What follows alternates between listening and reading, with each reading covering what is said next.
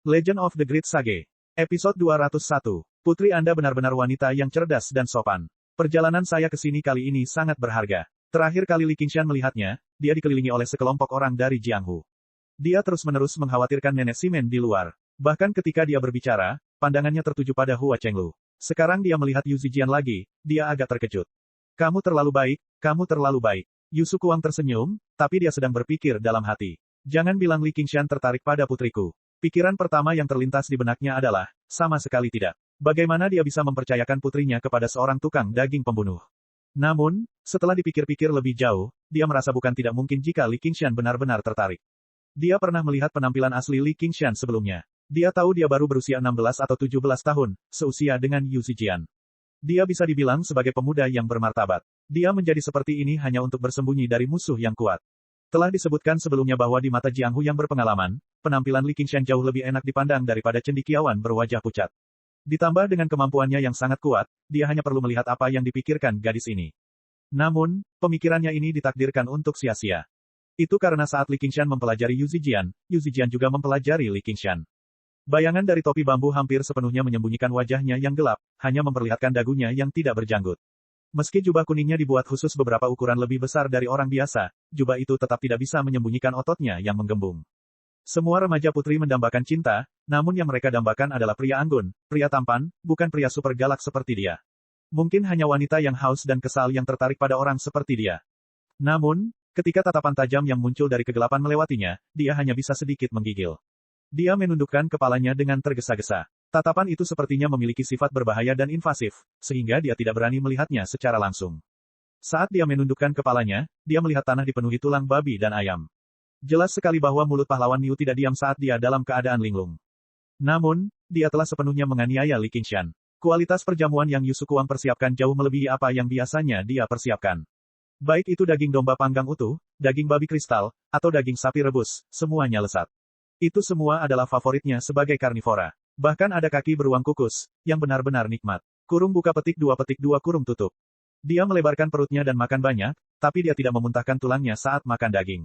Sebaliknya, seperti binatang buas, dia mengunyah tulang-tulang itu menjadi bubuk dan memakannya bersama-sama. Tulang-tulang di tanah semuanya sisa makanan Little N. Dia mengikuti Li Qingshan, dan nafsu makannya meningkat pesat. Saat dia makan, dia mengunyah perlahan dan terlihat anggun, tapi dia tidak lebih lambat dari Li Qingshan, yang sedang melahap makanannya. Namun, dia menolak makan tulang. Meskipun dia menghaluskan tulang putih, dia tidak tertarik pada tulang hewan yang dimasak. Sebenarnya makanan yang dimakannya bahkan tidak sampai ke perutnya. Itu semua disempurnakan dengan api aslinya. Dia murni ingin mencicipinya. Sikap hormat Yu Sukuang membuatnya langsung memperlakukan Li Qingshan sebagai senior setingkat paman. Mustahil baginya untuk mengembangkan perasaan romantis terhadapnya. Zijian, Yu Sukuang menarik lengan baju Yu Zijian. Yu Zijian kembali sadar dan mengangkat kepalanya. Kamu terlalu baik, pahlawan hebat Niu. Saat dia mendengarkan suara berat Li Qingshan, hatinya menjadi lebih tenang. Namun, dia merasa pahlawan besar Niu ini sedikit familiar, jadi dia bertanya tanpa ragu, apakah kita pernah bertemu di suatu tempat sebelumnya? Li Qingshan menggelengkan kepalanya dan bertanya sambil tersenyum, apakah kamu membawa 100 kantong harta karun? Tidak, jawab Yu Zijian jujur. Awalnya, Hua Chenglu ingin memberikannya, tapi dia takut dia tidak akan pernah bisa membalas budi, jadi dia tidak menerimanya. Dan, dia telah mendengar bahwa selama dia bergabung dengan 100 aliran pemikiran, dia dapat menerima 100 kantong harta karunnya sendiri. Ini adalah 100 kantong harta karun pertama yang pernah kuperoleh. Aku akan memberikannya padamu sebagai hadiah ucapan selamat. Li Qingshan mengeluarkan 100 kantong harta karun yang agak rusak. Itu adalah yang dia peroleh dari kakak laki-laki Qian Rongzi yang sudah meninggal. Meskipun dia menganggap gadis ini cukup baik, dia sebenarnya tidak memiliki khayalan bahwa dia akan memberinya hadiah yang sangat berharga untuk menyenangkannya. Namun, hadiahnya terlalu ringan dan tidak cocok. Akan lebih baik jika cocok. Dia kebetulan memiliki ratusan kantong harta karun. Semua praktisi Qi tidak bisa kekurangannya, tetapi 100 kantong harta karun ini tidak dapat disimpan bersama, jadi dia hanya bisa melipatnya dan membawanya. Dia hampir menjadi murid geng pengemis, dan dia memiliki lebih dari selusin kantong dalam jumlah yang belum pernah terjadi sebelumnya. Sempurna baginya untuk menyingkirkannya kali ini. Yu Sukuang berseri-seri. Dia telah mendengar tentang ratusan kantong harta karun sejak lama. Kantong 100 harta karun bahkan lebih langka daripada artefak spiritual. Li Qingshan sangat bermurah hati sejak awal, yang membuatnya merasa kerja kerasnya selama periode ini tidak sia-sia. Itu terlalu berharga. Yu Zijian buru-buru menolak. Dia melirik ke arah Yu Sukuang dan bertanya-tanya seperti apa hubungan pahlawan besar Niu dengan ayahnya. Kenapa dia belum pernah mendengar tentang dia sebelumnya? Li Qingshan tersenyum. Aku hanya khawatir kamu akan menganggapnya tua. Jika kamu tidak menyukainya, aku punya yang lain. Kamu bisa menukarnya.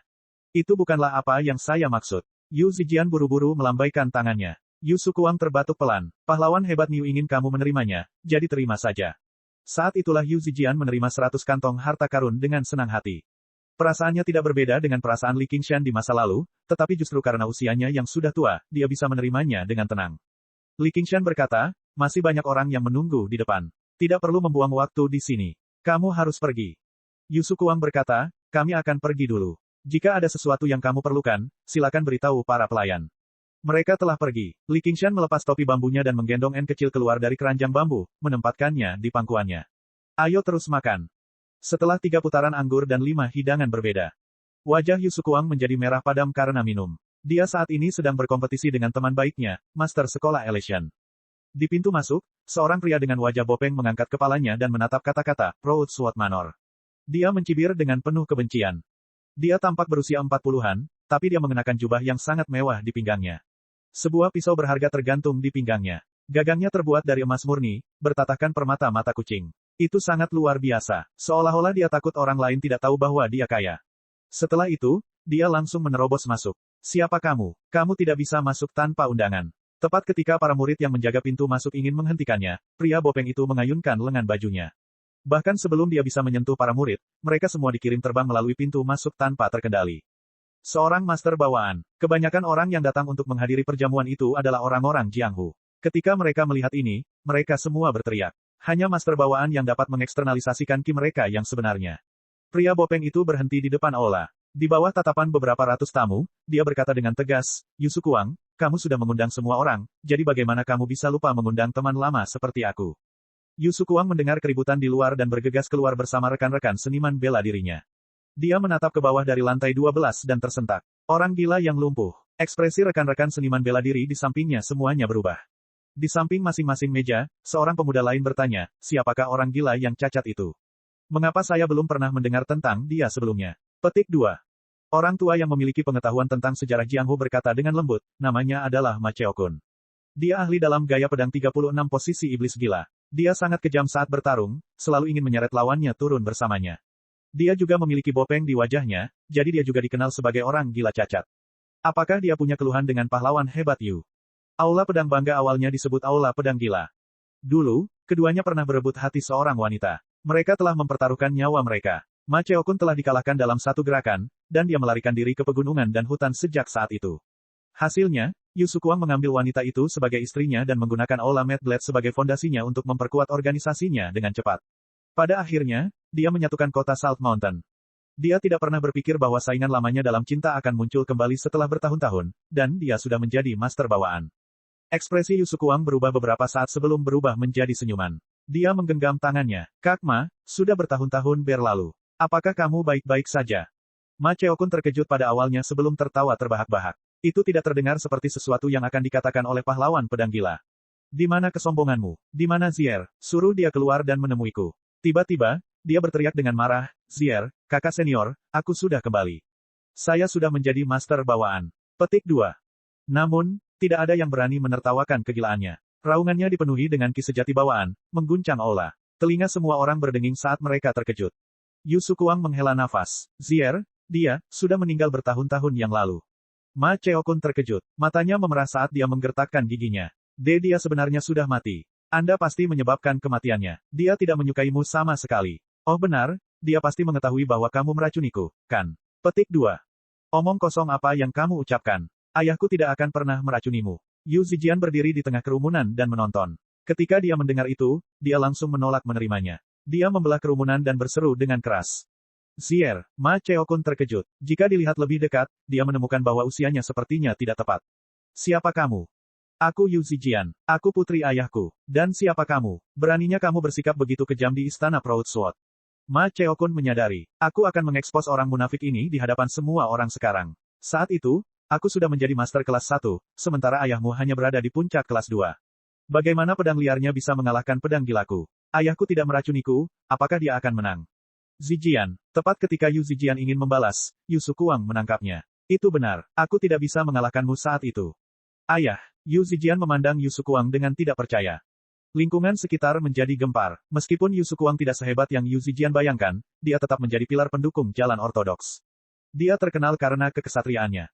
Ma Cheokun terkejut pada awalnya. Dia tidak pernah menyangka Yu Sukuang akan mengakuinya begitu saja. Dia tertawa keras. Semua orang mendengarnya. Gadis, kamu juga mendengarnya. Orang seperti apa ayahmu? Petik 2. Tapi bukan aku yang meracuninya. Itu adalah Zier. Apa yang Yu Sukuang katakan selanjutnya membuat semua orang terdiam. Ibuku, Yu Zijian tercengang. Dia tidak memiliki kesan mendalam terhadap ibunya yang meninggal begitu cepat. Dia hanya mengingatnya sebagai wanita yang sangat lembut dan cantik yang sering menghela nafas. Yu Sukuang sering berkata bahwa dia baik seperti ibunya.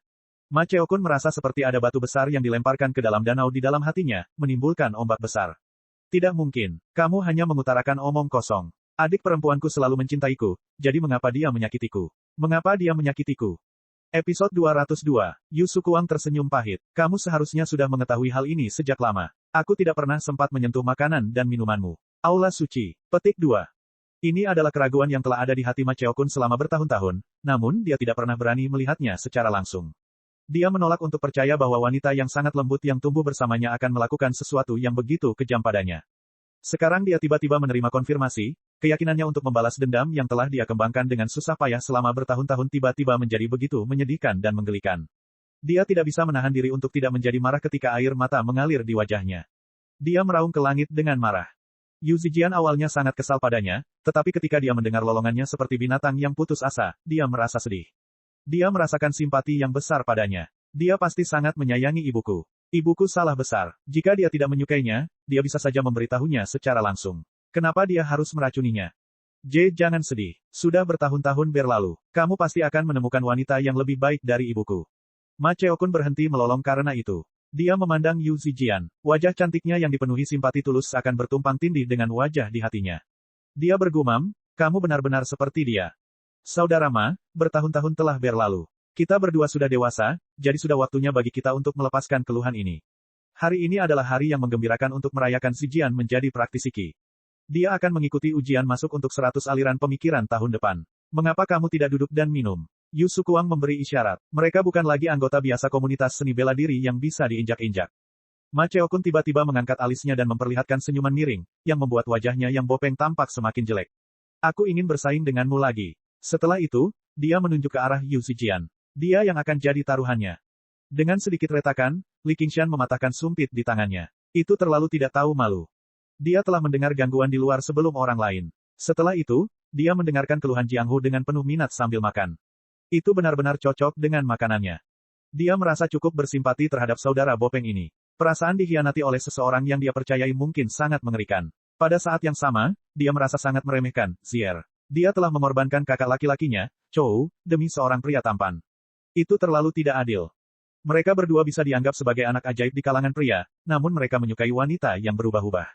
Mereka benar-benar mempunyai standar yang rendah. Untungnya, Yu Zijian tidak sekejam ibunya. Namun, ketika mereka mendengar keputusan akhir Ma Cheokun, mereka sama sekali tidak setuju dengannya. Ini bukan lagi sekedar balas dendam terhadap Yu Sukuang. Itu adalah balas dendam terhadap wanita bernama Zier, serta seluruh masyarakat. Kamu pikir kamu siapa? Apakah Anda pikir Anda dapat melakukan apapun yang Anda inginkan hanya karena Anda mempunyai kultivasi? Kamu ingin, bahkan jika Anda memiliki kultivasi, lakukan apapun yang Anda inginkan. Petik 2. Jangan pernah berpikir tentang itu. Yu Sukuang, yang tetap tenang sepanjang waktu, langsung memerah. Dia menghunus pedangnya dan melebarkan matanya. Yu Zijian adalah biji matanya. Jika ada yang menyentuh sehelai rambut pun padanya, dia akan menyerahkan nyawanya pada mereka. Yu Chen, Zijian, adalah Was Sein, atau, adalah, Yan Tuzi. Teis pedang, T, oleh, Yu, naik, Yan. Yu, Chen, setelah, San, Dia, dia, Sandi. Tian. Bagus. Di bawah pengawasan semua orang, Ma Cheokun mengulanginya 3 kali. Dia tidak menunjukkan rasa takut sama sekali. Saya telah berkultivasi dengan giat di Gunung Vincent's Grace selama bertahun-tahun hanya untuk hari ini. Mereka yang tidak ada hubungannya dengan ini, kesal. Jika ada yang menghalangi saya, Anda bisa menunggu balas dendam dari Vincent's Grace Gunung. Ah, dengan itu, serangkaian tangisan terdengar pada saat yang sama, mengalir ke telinga Li Qingshan. Ekspresinya juga aneh. Gunung Rahmat Burung Pegar. Apakah ini pangeran legendaris dari Gunung Vincent's Grace? Yang lain jelas tidak memiliki pemikiran yang sama seperti Li Qingshan. Tak seorang pun di sini yang pernah ke Gunung Vincent's Grace sebelumnya. Mereka bahkan tidak tahu di mana itu. Namun, selama mereka adalah ahli kelas 1, mereka pasti pernah mendengar tentang Gunung Vincent Grace. Gunung Greenfin, Gunung Vincent Grace, dan Gunung Burial Mound adalah 3 sekte budidaya yang kuat. Mereka terkenal di seluruh prefektur Clear River, dan telah menjadi pemandangan 3 gunung. Tidak hanya ada praktisi Qi di antara mereka, tetapi bahkan ada penggarap yayasan pendirian yang telah mengalami kesengsaraan surgawi pertama yang menjaga mereka. Kekuatan mereka tidak diragukan lagi. Selama orang biasa bisa bergabung dengan salah satu dari mereka, mereka akan seperti ikan mas yang melompati gerbang naga. Status mereka akan sangat berbeda. Tidak ada yang berani mengabaikan ancaman Ma Cheokun. Bagi masyarakat Jianghu, praktisi Qi adalah makhluk yang berada di tingkat atas dalam rantai makanan. Banyak orang yang lebih bersahabat dengan Yu Sukuang mundur diam-diam. Hanya beberapa teman baiknya yang tetap berada di sisinya. Mereka juga ragu-ragu. Wajah Yu Zijian memerah. Dia terdiam karena malu dan marah. Melihat ini, dia memarahi. Kamu cukup berani untuk membunuh orang secara sembarangan. Apakah kamu tidak takut dengan penjaga Hawkwolf? Dia secara pribadi telah menyaksikan kekuatan penjaga Hawkwolf sebelumnya, jadi dia memiliki kesan yang sangat mendalam terhadapnya. Ma Cheokun tertawa keras. Penjaga serigala elang. Apakah mereka peduli dengan kehidupan kalian para Jianghu? Petik 2. Li Qingshan menghela napas dengan lembut. Dia tahu Ma Cheokun benar. Dia adalah anggota penjaga Hawkwolf, jadi dia memahami hal ini dengan sangat baik. Orang-orang Jianghu yang mempraktikkan kekuatan batin adalah kelompok khusus yang ada antara orang-orang biasa dan para kultivator. Sikap penjaga Hawkwolf terhadap mereka sangatlah istimewa. Benteng angin hitam dapat membantai desa-desa sebagai unjuk kekuatan dan memasukkan nama mereka ke dalam daftar hitam. Sudah bertahun-tahun sejak penjaga Hawkwolf tidak memperhatikan mereka. Namun jika seorang penggarap melakukan hal itu maka dianggap kejahatan. Komandan akan langsung menugaskan mereka misi untuk menghadapinya. Jika seluruh klan manusia Jianghu dihancurkan, bahkan jika beberapa ratus dari mereka mati, penjaga Hawkwolf paling banyak hanya akan menyelidikinya dengan santai. Mereka tidak akan pernah memperlakukannya sebagai hal yang pantas. Ketika orang-orang Jianghu membunuh orang biasa, mereka akan diperlakukan sebagai orang biasa dan diperlakukan seperti itu. Namun, ketika mereka dibunuh oleh praktisi Qi, mereka akan diperlakukan sebagai praktisi Qi dan diabaikan. Di bawah tatapan kejam Ma Cheokun, penguasa sekte Elysian menelan ludah. Kakak Yu, lihat. Yu Sukuang menggenggam tangannya. Saya, Yu Sukuang, terima kasih atas dukungan Anda hari ini, tapi ini adalah keluhan pribadi saya. Ini tidak ada hubungannya dengan Anda. Siapapun yang ikut campur akan menjadikan Istana Pedang Bangga saya sebagai musuh dan merendahkan saya. Semua orang tersentuh dan malu. Pahlawan hebat Yu benar-benar sopan. Dia tidak mempersulit teman-temannya. Ketika mereka melihat ke arah Ma Cheokun lagi, mereka menganggapnya lebih tercela. Pemimpin sekte Elysian ingin mengatakan sesuatu, tapi pada akhirnya dia mundur ke satu sisi. Sisi Yu Sukuang segera dikosongkan, hanya menyisakan Yu Zijian. Dia menarik lengan baju Yu Sukuang, merasakan kekaguman sekaligus kecemasan. Ayah, dia adalah praktisi Qi lapisan kedua. Petik 2. Master kelas 1 tidak memiliki peluang untuk menang melawan praktisi Qi lapisan kedua, dan dia baru saja menelan pil bawaan baru-baru ini. Meskipun sekarang dia adalah praktisi Qi lapis pertama, dia mungkin tidak bisa menandingi master kelas 1 seperti Yu Sukuang dalam hal kecakapan bertarung, apalagi lawan Ma Cheokun. Berhentilah bertingkah. Jika kamu laki-laki, datanglah padaku. Aku akan membiarkanmu melakukan 3 gerakan terlebih dahulu. Ma Cheokun sangat marah, ini adalah yang terbaik dalam menggunakan alasan palsu untuk memenangkan hati orang. Jika bukan karena lidahnya yang fasih, mengapa Zier, hatinya sakit. Dia menatap Yu Zijian lagi, dan tatapannya melembut. Usahanya selama beberapa tahun terakhir tidak akan sia-sia. Dia pasti akan menebusnya. Yu Sukuang dengan lembut mendorong Yu Zijian menjauh. Jangan khawatir, kamu bisa pergi ke belakang. Dia mengedipkan mata pada Yu Zijian sebelum beralih ke Ma Cheokun. Mamatman, ayo kita bertanding lagi. Mari kita lihat apakah pedang kegilaanmu lebih kuat atau pedang kegilaanku lebih kuat. Yu Zijian terkejut. Kita berada di tengah pertarungan hidup dan mati, namun ayah menyuruhku untuk mundur. Maksudnya itu apa? Tiba-tiba, matanya berbinar. Dia bergegas ke belakang Ola Proud Sword bahkan tanpa menoleh ke belakang. Saat ini, satu-satunya orang yang bisa menyelamatkannya adalah pahlawan hebat Niu. Pintu kamar dibuka dengan keras. Cahaya menyinari ruangan yang gelap gulita, menyinari punggung lebar. Bintik-bintik debu yang tak terhitung jumlahnya bisa terlihat samar-samar. Li Qingshan mengenakan topi besar berbentuk kerucut sambil mengangkat semangkuk alkohol, bertingkah seolah dia sedang meminumnya. Seolah-olah dia baru saja melihat sedotan penyelamat, Yu Zijian berkata, Paman Niu, tolong selamatkan ayahku. Li Qingshan hampir memuntahkan alkoholnya. Kenapa dia tiba-tiba menjadi pamannya, dan rasanya seperti dia sudah bertani selama 40 tahun. Yang disebut laki-laki, meskipun mereka tidak menyukai seorang wanita, mereka tetap berharap wanita itu akan jatuh cinta pada mereka, apalagi fakta bahwa dia memiliki kesan yang cukup baik terhadap Yu Zijian. Mau tak mau dia merasa sedikit murung. Namun, suara tawa yang sangat lembut terdengar dari keranjang bambu di sampingnya. Yu Zijian telah melihat cukup banyak dunia bersama Yu Sukuang. Dia tahu bahwa hanya dengan mendekat padanya dia bisa meminta bantuannya. Dia tidak pernah mengira bahwa bentuk sapaan yang penuh rasa hormat ini akan menghasilkan efek sebaliknya. Sebelum Yu Zijian dapat mengatakan apapun, Li Qingshan sudah berkata, saya mendengar semua yang terjadi di luar. Paman Niu, ayahku, memukul. Li Qingshan meletakkan semangkuk alkohol di atas meja dan berkata dengan murung, aku bukan pamanmu, apapun itu, Niu. Jangan panggil aku seperti itu. Yu Zijian merasa bersalah. Dia tahu bahwa pahlawan besar Niu takut menyinggung Gunung Rahmat Burung Pegar, jadi dia menolak untuk membantu. Namun, nyawa Yu Sukuang tergantung pada seutas benang. Demi menyelamatkan ayahnya, dia tidak lagi peduli dengan martabatnya sebagai seorang wanita.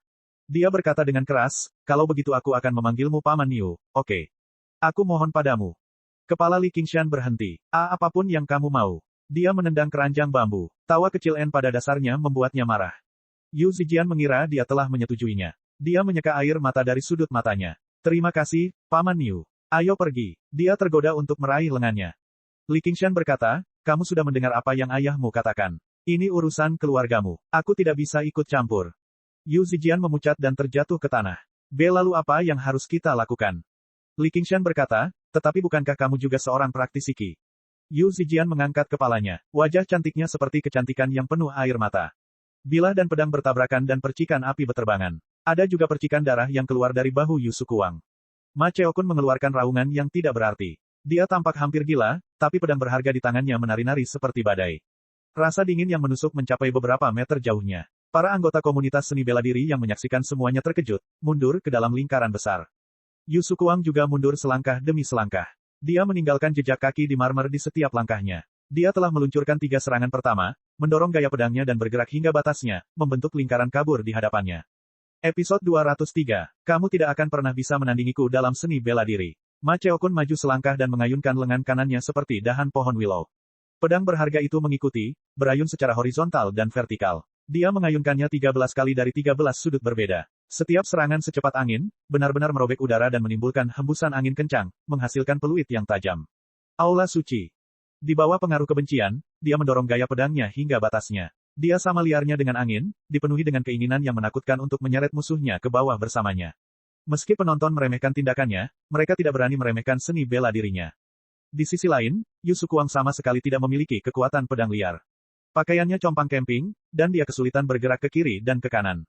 Setiap kali bilahnya menembus pedang, itu akan meninggalkan luka pada dirinya sebelum mundur.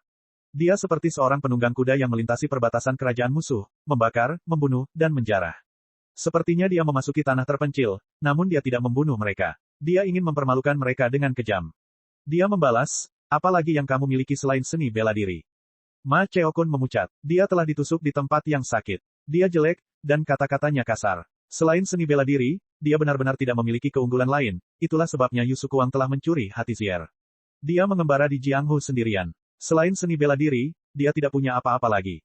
Dia berteriak, matilah. Dia menyalurkan ki aslinya, dan cahaya dari pedangnya menekan seperti gunung. Pedang itu ingin melawan, tapi sudah penuh dengan luka seperti Yu Sukuang. Itu segera hancur ketika bersentuhan dengan gunungan pedang. Menguasai, kakak Yu. Panggilan yang tak terhitung jumlahnya terdengar, tapi tidak secepat pedangnya. Tidak ada yang bisa menghentikan mereka. Yu Sukuang menutup matanya tanpa daya. Zier, aku datang menemuimu. Di luar Proudsword Manor, di atas kereta mewah yang ditarik oleh 4 ekor kuda, 2 pria muda mengenakan jubah sutra mewah duduk berhadapan. Mereka sombong seperti 2 ekor ayam jantan dan dengan santai menyeruput teh. Seolah-olah mereka tidak tahu apa yang terjadi di Proudsword Manor. Namun, Ma Cheokun telah datang ke kota Salt Mountain dengan 2 gerbong ini sebelum turun dan memasuki istana Proudsword.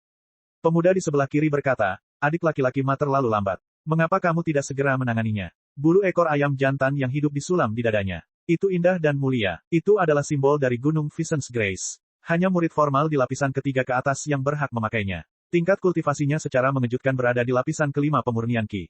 Akumulasi kebencian selama bertahun-tahun, itu bisa dimengerti. Di sisi lain, pemuda di sisi lain bersikap acuh tak acuh. Itu adalah ketidakpedulian seorang kultivator yang kuat. 2 bulu ekor disulam di dadanya. Itu adalah simbol murid inti sekte dalam yang telah melampaui lapisan ke-6 pemurnian Qi. Keadaanmu sungguh menyedihkan bagi seorang wanita. Dengan bakatnya, dia hanya bisa mencapai puncak lapisan kedua alam pemurnian aura dalam hidup ini. Petik 2.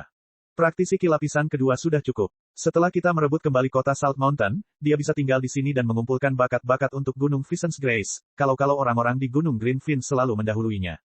Kakak senior bijaksana. Berhenti. Yu Zijian berseru. Ma Cheokun tiba-tiba mengangkat kepalanya. Gelombang cahaya menyala melonjak ke arahnya. Sambil menangis, dia memutar pedangnya dan menebas ke atas. Terjadi ledakan dan api meledak. Meskipun Ma Cheokun berhasil menghindari pembakaran, dia dikirim terbang. Alisnya hangus. Dia berteriak, jimat api merah. Yu Zijian telah membantu Yu Sukuang berdiri. Ayah, kamu baik-baik saja. Yu Sukuang melihat betapa dia sendirian. Apakah dia tidak mau membantu? Yu Zijian menggelengkan kepalanya. Dia memberi pil pemulihan yang diberikan Li Qingshan padanya kepada Yu Sukuang dan memerintahkan murid sekte pedang bangga. Setelah itu, dia menghadapi Ma Cheokun. Aku akan menjadi lawanmu. Nak, apakah kamu pikir kamu bisa menjadi lawanku hanya karena kamu memiliki beberapa jimat? Minggir, biarkan aku membunuh ayahmu, lalu aku akan membawamu ke pesta pernikahan. Saat Ma Cheokun mengatakan itu, dia mulai tertawa terbahak-bahak. Dia menganggapnya sangat lucu. Namun, tidak ada seorang pun di sekitar yang setuju dengannya. Mereka semua memelototinya dengan marah. Awalnya, Yu Zijian masih agak takut, tapi saat dia melihat keadaan Yu Sukuang yang menyedihkan, dia menjadi sangat marah. Pantas saja ibuku tidak menyukai orang jahat sepertimu. Badi adalah kata makian yang digunakan oleh anak-anak. Itu hanya akan membuat orang dewasa tertawa. Namun kalimat kedua membuat Ma Cheokun berteriak marah. Bagaimana kamu tahu dia tidak menyukaiku? Dia paling menyukaiku. Dia selalu memanggilku kakak laki-laki, sejak muda. Saat dia mengatakan itu, dia hampir menangis lagi. Dia bergantian antara kesedihan dan kegembiraan, kemarahan dan kesedihan. Dia benar-benar terlihat seperti orang gila. Petik 2. Yu Zijian memegang jimat. Dia sangat enggan melakukan hal ini. Lalu dia memikirkan apa yang baru saja dikatakan Paman Niu. Setelah kamu menggunakan jimat ini, kamu pasti bisa membunuhnya dalam satu pukulan. Kamu tidak bisa berhati lembut. Ma Cheokun mengangkat pedangnya yang berharga dan mengarahkannya ke Yu Zijian. Baiklah, aku akan menangkapmu dulu, lalu aku akan membunuh ayahmu. Yu Zijian mengangkat tangan kanannya saat dia melihat Ma Cheokun menyerang. Dia mengayunkannya dengan kuat dari kiri ke kanan, dan busur cahaya emas berbentuk bulan sabit muncul. Pupil mata Ma Cheokun mengerut. Tebasan bulan sabit emas. Namun, dia tidak berniat mundur. Meskipun tebasan bulan sabit emas adalah teknik elemen logam yang sangat menakutkan, cepat dan tajam, dia yakin dia bisa memblokir tebasan bulan sabit emas dari jimat tingkat rendah dengan pedangnya. Namun, busur emas itu tampak jauh lebih terang dari yang dia bayangkan. Sebelum dia bisa berpikir terlalu banyak tentang hal itu, busur emas telah sepenuhnya lenyap dari pandangannya. Oh tidak, itu jimat kelas menengah. Dengan pemikiran itu, ada percikan darah dan rasa sakit yang luar biasa. Jimat kelas menengah setara dengan teknik dari praktisi Ki lapisan ke-6. Meskipun tidak memiliki banyak kontrol dan variasi yang teliti, itu sudah pasti cukup kuat. Itu bukanlah sesuatu yang bisa diblokir oleh praktisi Ki lapisan kedua. Namun, Li Qingshan memiliki beberapa jimat kelas menengah yang dimilikinya. Selain jimat tambahan yang dapat meningkatkan kecepatan dan kekuatannya, jimat ofensif pada dasarnya tidak ada gunanya sama sekali. Tidak peduli seberapa kuat atau lemahnya musuh yang akan dia hadapi, mereka tidak akan bisa menggunakan jimat seperti ini. Namun, jimat kelas menengah adalah artefak dewa yang dapat menentukan hasil pertarungan antara praktisi Ki yang lebih lemah. Ma Cheokun tiba-tiba jatuh ke tanah, tetapi dia menyadari bahwa dia masih sadar. Meskipun tebasan bulan sabit emas telah meninggalkan luka mengerikan di bahunya, itu tidak berakibat fatal. Di saat-saat terakhir, tangan Yu Zijian bergerak sedikit, mencegahnya untuk langsung membunuhnya. Dia sedikit terengah-engah dan berkata pada Ma Cheokun, kau kalah. Aku tidak akan membunuhmu. Anda bisa pergi. Petik 2. Di ruang rahasia, Li Qingshan menggelengkan kepalanya sedikit. Dia telah memberitahunya untuk tidak menunjukkan belas kasihan. Meskipun dia sedikit bersimpati dengan saudara laki-laki Ma ini, prinsipnya adalah selama dia diidentifikasi sebagai musuh, dia tidak akan menunjukkan belas kasihan. Namun, dia tidak menyalahkannya. Seorang gadis yang lembut dan baik hati seperti dia sangatlah langka. Membantu dia setidaknya jauh lebih menyenangkan daripada membantu Qian Rongxi. Dia menggelengkan kepalanya dan bergumam, aku akan menunjukkan belas kasihan, tapi aku tidak akan menunjukkan belas kasihan. Paman Niu, N kecil berkata dengan tajam sambil terkikik. Ekspresi Li Qingshan tampak seperti baru saja ditusuk. Dia mencubit pipi lembutnya dan memisahkannya. Jika kamu terus memanggilku seperti itu, aku akan merobek mulutmu. N kecil berkata dengan samar, tentu saja. Ekspresi Ma Cheokun berubah beberapa kali. Dia berdiri dengan pedangnya. Tidak, aku belum kalah. Aku tidak akan kalah lagi. Jangan bergerak. Yu Zijian langsung tidak tahu harus berbuat apa. Dia mengeluarkan jimat tebasan bulan sabit emas lainnya. Suara Paman Niu terdengar di kepalanya, bawakan yang tambahan, untuk berjaga-jaga. Dia sepertinya menyadari keengganannya untuk membunuhnya. Namun, Ma Cheokun terus maju seolah-olah dia sedang mendekati kematian. Dia sudah kalah sekali. Dia tidak mampu untuk kalah lagi. Mereka punya jimat, tapi bukan. Tiba-tiba ada seseorang yang memanggil dari luar. Seberkas cahaya kuning melesat dari luar, menempel di punggung Ma Cheokun. Itu sebenarnya adalah jimat kelas menengah lainnya. Kilatan cahaya menyelimuti dirinya dari ujung kepala sampai ujung kaki. Ma Cheokun merasakan pikirannya bangkit ketika kekuatan tak berujung memenuhi tubuhnya. Ki sejati terus mengalir keluar dari punggungnya. Dia berbalik dan berkata dengan penuh rasa terima kasih, Kakak Song. Ekspresi Yu Sukuang berubah drastis. Gunung Visions Grace sebenarnya masih memiliki master di sini. Di dalam kereta, pemuda berbulu ayam berkata, Kakak senior, bukankah sedikit sia-sia jika menggunakan jimat vitalitas kelas menengah padanya? Dia mendapat bantuan dari seorang master. Dia hanyalah seorang gadis kecil di lapisan pertama praktisi Qi, jadi dari mana dia bisa mendapatkan 2 jimat kelas menengah? Mari kita tunggu dan lihat saja. Kita harus memaksa orang itu keluar. Mari kita lihat saja siapa yang cukup berani untuk menentang Gunung Visions Grace. Wajah kakak senior Song terasa dingin. Li Qingshan sedikit mengernyit. Dia sudah merasakan 2 kehadiran di luar sejak awal, jadi dia tidak terkejut dengan tindakan mereka. Dia berkata, Nak, kamu tidak bisa menunjukkan belas kasihan kali ini. Suaranya yang dalam dan serak segera menjadi semakin nyaring. Semua orang hanya merasa seperti hembusan angin yang bersiul, segera menekan kehadiran kakak senior Song di luar. Yu Sukuang berseri-seri dengan gembira dan benar-benar santai. Penjagal harimau itu berbahaya, tetapi jika dia berdiri di belakangnya dan menjadi pendukungnya, dia akan merasa sangat nyaman. Semua orang mengerti mengapa Yu Sukuang secara khusus membawa Yu Zijian ke belakang aula sekarang. Istana Proud-Sword sebenarnya menyembunyikan master seperti itu. Ma Cheokun dan Yu Zijian seperti 2 boneka yang bertarung. Orang-orang yang benar-benar mengendalikan hasil pertempuran adalah orang-orang di belakang mereka. Ma Cheokun berteriak, Ki sejati yang luar biasa mendorong pakaiannya, dan pedangnya yang berharga menyala. Itu menimbulkan rasa dingin yang mengerikan, memaksa semua orang mundur beberapa langkah. Yu Zijian tidak berani berlama-lama. Dengan lambaian tangannya, dia melemparkan busur cahaya keemasan di depannya. Dia tidak berani menunjukkan belas kasihan kali ini. Dengan kilatan busur emas, ia langsung mengayun ke arah dada Ma Cheokun. Dengan bantuan jimat vitalitas, Ki sejati Ma Cheokun tidak hanya meningkat drastis, tetapi bahkan inderanya pun menajam. Dia memahami lintasan busur cahaya emas, dan pedangnya yang berharga mengeluarkan seberkas cahaya saat dia mengayun ke bawah.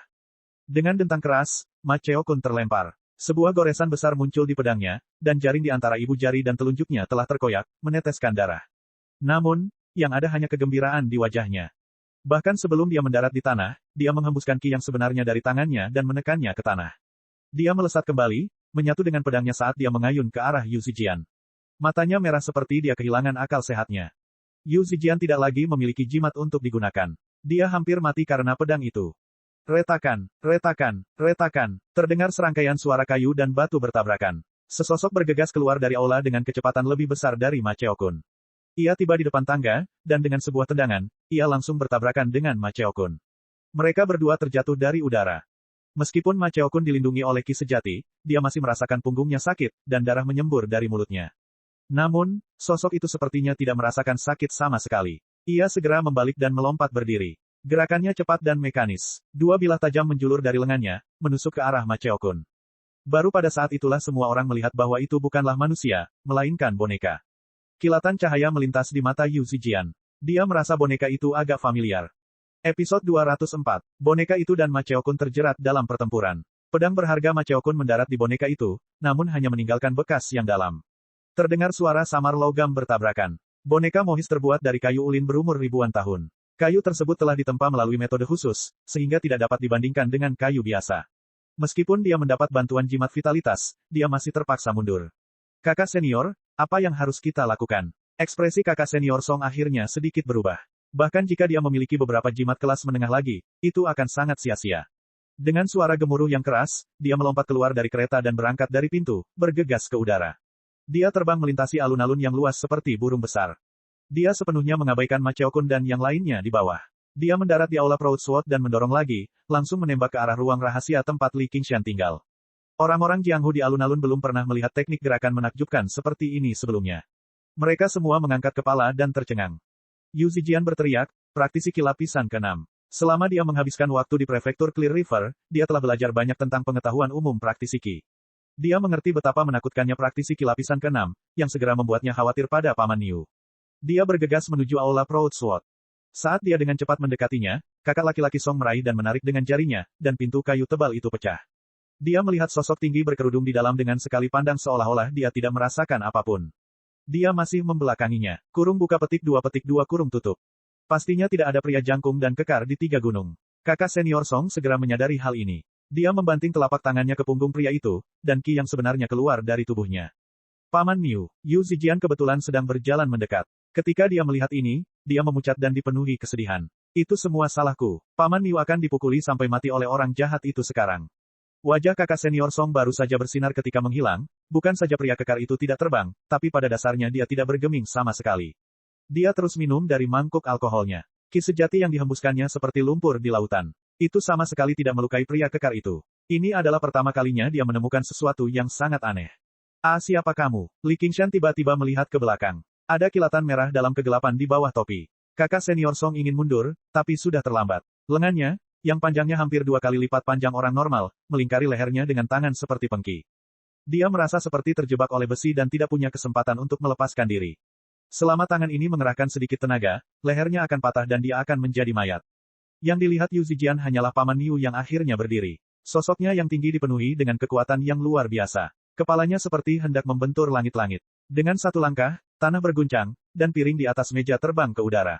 Panggil aku Niu Juxia. Dia mundur selangkah dan menarik kembali lengannya. Dia meraung, panggil aku Niu Juxia. Dia melempar martial Brother Song seperti pelempar lembing. Kurung buka petik 2 kurung tutup. Dengan suara mendesing, sosok kakak senior Song menghilang. Dia bahkan menabrak atap dengan suara keras, menyebabkan pecahan ubin jatuh ke tanah. Para seniman bela diri di alun-alun melihat bahwa sosok itu pergi lebih cepat daripada orang yang datang. Dia menggambar parabola dan mendarat di luar pintu dengan suara keras. Mulutnya terbuka tanpa dia sadari. Jelas sekali, bagian dalam Niu Juxia lebih kejam. Kakak senior, apakah kamu baik-baik saja? Kakak senior Song mengalami disorientasi karena terjatuh, tetapi dia dilindungi oleh Ki yang sebenarnya, jadi dia tidak terluka. Namun, dia benar-benar ketakutan. Siapa pria bertubuh besar itu? Di hadapannya, dia sebenarnya merasa tidak mampu menolak. Jika dia ingin membunuhnya, dia sudah mati. Dia takut tiba-tiba berubah pikiran, jadi dia berkata dengan tergesa-gesa, ayo. Dia sebenarnya mengabaikan Ma Cheokun dan segera naik kereta. Dia berangkat, bergegas keluar dari kota Salt Mountain. Yu Zijian menatap Li Qingshan dengan bingung. Baru saja, cahaya dari luar menyinari dirinya, menyinari wajahnya yang hitam pekat dan sederhana. Wajahnya jauh lebih muda dari yang dia bayangkan. Dia mengeluarkan aura bermartabat tanpa merasa marah. Bibirnya yang mengerucut membuatnya tampak sangat bermartabat. Dia yakin dia belum pernah melihat wajah seperti itu sebelumnya, tapi rasa keakrabannya tidak hilang. Sebaliknya, itu menjadi lebih berat. Mungkinkah ini takdir? Sebuah pikiran aneh tiba-tiba terlintas di benaknya, yang membuatnya ketakutan. Bagaimana ini mungkin? Nasib ini agak terlalu besar. Terima kasih, Ben Niu Juxia. Li Qingshan kembali duduk di bangku dan menurunkan topi bambunya. Tidak perlu berterima kasih padaku. Temui ayahmu. Yu Zijian berbalik dan kembali ke aula. Seluruh alun-alun menjadi sunyi. Semua orang menatapnya, seolah ingin mengetahui rahasia Niu Juxia darinya. Wajah Ma Cheokun pucat pasi. Di matanya, kakak laki-laki Song adalah eksistensi tertinggi di seluruh gunung Visions Grace, namun dia sebenarnya telah dikalahkan dalam satu gerakan oleh orang di dalam. Dia bahkan tidak berani melawan. Jimat vitalitas pada dirinya telah meredup dan kehilangan efeknya. Prajurit boneka itu mencengkeram lengannya dengan kuat, menekannya ke tanah. Yu Sukuang berkata, apalagi yang ingin kamu katakan? Ma Cheokun berjuang sekuat tenaga. Wajahnya berubah dengan kejam, sama seperti yang terakhir kali. Bukan karena aku lebih lemah darimu, tapi karena kamu hina dan penipu. Jika kamu punya nyali, bunuh aku. Gunung Rahmat Burung Pegar pasti akan membalaskan dendamku dan membantai istana pedang banggamu. Petik 2. Yu Sukuang tiba-tiba tertawa keras, tapi itu bukanlah tawa seorang pemenang yang berpuas diri. Sebaliknya, hal itu dipenuhi dengan kepahitan dan ejekan terhadap diri sendiri. Aku benar-benar tidak mengerti. Kamu jelek dan ekstrim. Selain seni bela dirimu yang sedikit lebih baik dariku, aspek mana dari diriku yang lebih rendah darimu?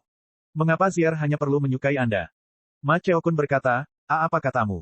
Li Qingshan juga bingung. Mengapa ada wanita yang meracuni orang yang dia sukai di dunia ini? Itu karena dia tahu kalau aku menang, aku tidak akan membunuhmu, tapi jika kamu menang, kamu pasti akan membunuhku. Itu sebabnya dia melakukan ini. Dia pernah secara pribadi mengatakan kepadaku bahwa dia akan menikah dengan orang gila sepertimu apapun hasilnya. Aku sudah kalah bahkan sebelum pertarungan dimulai. Petik 2. Aku hanya menolak menerima ini. Aku ingin membuktikan kepadanya bahwa aku, Yu Sukuang, tidak takut bahkan jika aku harus mati demi dia. Namun, dia tidak tega melihatku mati demi dia. Bagaimana dia bisa membiarkan ada yang mati demi dia? Ketika Yu Sukuang sampai di sana, dia tidak bisa menahan tangisnya. Ma Cheokun tercengang. Dia pernah berusaha keras untuk membujuknya agar tidak melawan Yu Sukuang, tapi dia menjadi semakin curiga bahwa dia telah jatuh cinta dengan orang lain. Dia menjadi marah, bertekad untuk membunuh Yu Sukuang. Yu Sukuang melanjutkan, setelah pertandingan, kamu pergi tanpa meninggalkan satu pesan pun. Dia dipenuhi dengan penyesalan. Meskipun dia tidak punya pilihan selain menikah denganku, dia meninggal beberapa tahun kemudian. Sejak saat itu, dia menumbuhkan janggutnya dan bersumpah tidak akan menikah lagi. Dia fokus membesarkan Yu Zijian. Tak satu pun dari dua pria muda dan keras kepala itu yang mundur selangkah pun. Yang bisa dilakukan wanita itu hanyalah melakukan apa yang dia bisa, tetapi pada akhirnya semuanya sia-sia. Ma Cheokun menyadari, wanita yang sangat lembut itu tidak pernah mengkhianatinya. Dia telah dibutakan oleh kecemburuan dan kecurigaannya. Saat itu, dia tiba-tiba berharap dia benar-benar jatuh cinta pada orang lain, mendapatkan semua yang diinginkannya, dan hidup bahagia di dunia ini. Episode 205, Yusukuang menatap Ma Cheokun yang terisak-isak dan Yusukuang yang menangis sambil memikirkan tentang wanita baik hati yang telah lama meninggal. Gereja Suci. Yu Zijian sepertinya memahami rasa sakit yang mereka bertiga rasakan. Dia tertekan, tapi dia tidak tahu harus berkata apa. Tak satu pun dari mereka adalah orang jahat, jadi mengapa mereka berakhir seperti ini? Apakah kehendak langit mempermainkan mereka? Tiba-tiba, dia mendengar suara Niu Juxia terdengar, bersikap baik hati bukanlah hal yang buruk, tetapi dalam hidup, bagaimana Anda bisa meminta kesempurnaan? Jika tidak, Anda hanya akan merugikan diri sendiri dan orang lain. Kamu berhati lembut hari ini, hampir menyebabkan ayahmu kehilangan nyawanya dan mempermalukan dirimu sendiri. Jika kultivasi saya sedikit lebih lemah, saya akan terseret ke dalamnya juga. Saya harap Anda menganggap ini sebagai peringatan dan jangan mengulangi kesalahan ibumu. Petik 2. Yu Zijian melihat ekspresi orang-orang di sekitarnya. Jelas, tidak ada satupun dari mereka yang pernah mendengarnya. Dia menatap langit dengan bingung. Lalu apa yang harus aku lakukan? Zijian, oh Zijian, violet adalah warna penghormatan tertinggi. Pedang adalah penguasa semua senjata, raja yang bijaksana. Violet datang dari timur, menyapu segalanya dan membunuh jutaan orang. Menyatukan dunia, mengantarkan kedamaian abadi dan mencapai kebajikan yang besar. Menjelang akhir, suara Li Qingshan perlahan menghilang. Jelas sekali, dia sudah melakukan perjalanan jauh. Yusukuang awalnya menamainya, Zijian, untuk mengenang ibunya. Pedang itu jelas mewakili istana Proud Sword. Yu Zijian juga mengetahui hal ini, tapi dia tidak pernah mengira namanya akan memiliki arti seperti itu. Sepertinya dia telah diberi nama baru. Dia tiba-tiba mengerti. Dia tanpa sadar menyentuh pedang di pinggangnya. Untuk pertama kalinya, dia merasakan hubungan yang samar-samar dengan senjata dingin itu. Wajah cantiknya berangsur-angsur berubah. Dia kehilangan sebagian kelembutannya, tapi dia mendapatkan tekad. Kurung buka petik 2 kurung tutup. Terkadang, orang hanya membutuhkan kesempatan untuk menjadi dewasa dan berubah. Membiarkan benih bertunas, membiarkan pedang keluar dari sarungnya. Saat ini, Li Qingshan tidak akan pernah membayangkan nasib seperti apa yang akan terkubur dalam filosofi hidup yang dia kemukakan secara sembarangan, yang menyebabkan perubahan situasi secara tiba-tiba. Ketika kata-katanya menjadi kenyataan, ketika dia mengayunkan pedangnya dan membunuh jutaan orang, hanya mencari kebajikan yang besar di dalam hatinya, apakah dia pernah menyesalinya? Dia lebih suka dia kembali ke momen dan tempat ini, kembali menjadi gadis yang lembut dan naif itu. Atau mungkin dia akan tertawa terbahak-bahak, memujinya karena membunuh dengan baik. Li Qingshan kembali ke istana di luar kota. Selama beberapa hari berikutnya, dia meminum pil dan berkultivasi setiap hari. Hari-harinya tiba-tiba menjadi membosankan, tetapi dengan Little N menemaninya, dia tidak merasa bosan. Hanya saja ketika dia minum, dia selalu merasa sedikit kesepian tanpa ada orang yang bisa diajak minum. Keesokan harinya, Yu Sukuang mengunjunginya bersama Yu Zijian untuk mengucapkan terima kasih. Dia mengatakan bahwa Ma Cheokun telah kembali ke Gunung Rahmat Burung Pegar, dan dia tidak akan kembali. Pada akhirnya, Li Qingshan tidak membukakan pintu untuk mereka. Dia hanya berkata dari dalam, pergi. Bertingkah seperti seorang ahli pertapa, dia melakukan pekerjaannya dengan sempurna. Karena tidak banyak yang bisa dikatakan saat mereka bertemu. Mustahil baginya untuk mengatakan, nikahkan putrimu denganku. Sejak hari itu dan seterusnya, jamuan makan yang diadakan setiap hari menjadi lebih mewah dari sebelumnya. Tetapi ketika Li Qingshan mengambil cangkir anggurnya, dia akan meletakkannya kembali. Setelah bersenang-senang minum bersama, dia tiba-tiba merasa bahwa minum sendirian itu tidak enak. Tiba-tiba, ekspresinya berubah. Dia berjalan ke dalam gua dan melihat sesosok tubuh perlahan keluar dari kegelapan. Itu adalah kaki 1000. Dia memiliki tubuh yang panjang dan kepala botak. Kurung buka petik 2 kurung tutup. Li Qingshan tertawa terbahak-bahak. Kamu akhirnya datang. Kaki 1000 melihat Li Qingshan dan tersenyum lebar, tersenyum bodoh. Melihatnya dengan jelas, Li Qingshan terkejut. Apa yang salah denganmu? Banyak bagian jubah merah muda milipet yang compang camping, dan banyak luka di wajah dan tubuhnya. Kaki 1000 duduk di depan meja bundar yang terbuat dari stoples alkohol. Setelah itu, dia mengambil buah merah berkilau dari lengan bajunya dan menyorongkannya ke tangan Li Qingshan. Buahnya panjang dan bulat, kelihatannya sangat montok, dan mengeluarkan aroma eksotis yang memenuhi seluruh gua. Li Qingshan segera mengambil tumpukan pil pemulihan dari 100 kantong harta karunnya. Kaki 1000 memakannya dan menutup matanya, lalu terjatuh ke tanah. Mendengkurnya terdengar keras. Dia sebenarnya tertidur. Selama proses ini, luka di tubuhnya cepat sembuh. Bahkan jubah merah jambunya sedang diperbaiki sedikit demi sedikit. Ini adalah salah satu metode pemulihan dirinya. Li Qingshan melihat buah di tangannya dan tiba-tiba tersenyum kecut. Bukankah ini ubi? Bisa juga disebut ubi jalar, atau ubi jalar. Sederhananya, bisa juga disebut ubi jalar, tapi tetap saja ubi jalar. Namun, ki spiritual yang dikandungnya 10 kali lebih baik daripada ginseng spiritual yang diperoleh Li Qingshan di masa lalu. Itu adalah sumber daya surgawi yang langka dengan sekali pandang. Untuk sesaat, dia dan Little N saling memandang dengan cemas. Li Qingshan dipenuhi dengan pertanyaan. Dari mana asal ubi jalar ini? Siapa yang bisa melukainya? Namun, dia hanya bisa bertanya kepada Millipede ketika dia bangun. Untungnya, Millipede tertidur lelap, jadi dia bangun dengan sangat cepat. Dalam waktu kurang dari 2 jam, dia membuka matanya dan melihat jubah merah jambunya yang berkilau. Dia tersenyum pada Li Qingshan. Itu bagus. Li Qingshan mengangkat ubi di tangannya. Apa yang sedang terjadi? Makan, ini untukku. Li Qingshan berkata, katakan padaku apa yang terjadi dulu. Tidak akan terlambat bagiku untuk makan setelah itu. Millipede memberi isyarat ketika dia menjelaskan situasinya. Meskipun kata-katanya tidak jelas dan kata-katanya tidak koheren, Li Qingshan secara kasar masih memahami keseluruhan cerita. Namun, Li Qingshan masih berhasil mendapatkan pemahaman kasar tentang keseluruhan situasi. Ternyata, ubi jalar tersebut berasal dari bawah tanah, di dalam wilayah kaki seribu. Mereka seharusnya berada di bawah kendalinya. Namun, selama bertahun-tahun, Jenderal Daemon lainnya terus-menerus menyerang wilayahnya dan akhirnya mendapatkan akar ubi merah ini. Akibatnya, setiap ubi jalar matang, kedua Jenderal Daemon pasti akan bertarung. Kaki seribu sedikit lebih kuat, tapi dia sendirian sementara Jenderal Daemon memiliki banyak bawahan. Setiap kali dia kalah jumlah, Millipede akan lebih sering kalah daripada menang. Kali ini, ia akhirnya berhasil merebut ubi dengan susah payah. Millipede awalnya tersenyum bodoh dan bahagia, tetapi semakin banyak dia berbicara, semakin dia merasa kesal. Tiba-tiba, dia mulai menangis. Baru pada saat itulah Li Qingshan mengetahui bahwa keadaan di bawah tanah tidak damai, dan Jenderal Daemon juga memiliki masalahnya sendiri. Dia mengangkat tangannya dan memukul kepala botak Millipede. Dia berteriak, berhentilah menangis, kamu tidak berguna. Kamu juga memukulku, kata kaki seribu dengan nada terisak. Dia mengerutkan bibirnya dan menangis lebih keras. Li Qingshan berteriak, dia punya bawahan, tapi kamu tidak. Kaki seribu menggelengkan kepalanya dan mendengus. Dia menoleh dengan mata berkaca-kaca. Li Qingshan merangkul bahu Little N. Kami akan menjadi bawahanmu. Meskipun dia benci merepotkan teman-temannya, dia tidak akan mengabaikan mereka. Kalian, N kecil menunjuk ubi di tangan Li Qingshan dan tersenyum. Yang ini lebih mirip denganmu. Li Qingshan berdiri. Ayo, turun dan lihat. Membawa semua makanan dan anggur, mereka bertiga berjalan ke bawah tanah yang gelap gulita. Li Qingshan akhirnya memulai jalur Daemonnya dan memasuki dunia tempat Daemon berkuasa. Di bawah pimpinan Millipede, mereka maju melewati gua-gua yang berliku-liku dan turun ke bawah. 30 kaki, 300 kaki, sampai dia tidak bisa memperkirakan lagi. Li Qingshan belum pernah pergi jauh ke bawah tanah sebelumnya. Namun, pemandangan di bawah tanah berbeda dari yang dia bayangkan. Tempat ini tidak tandus dan tandus. Sebaliknya, tempat itu penuh misteri dan berisi harta karun yang belum pernah dilihat Li Qingshan sebelumnya. Cek. Subscribe channel, like dan komentar.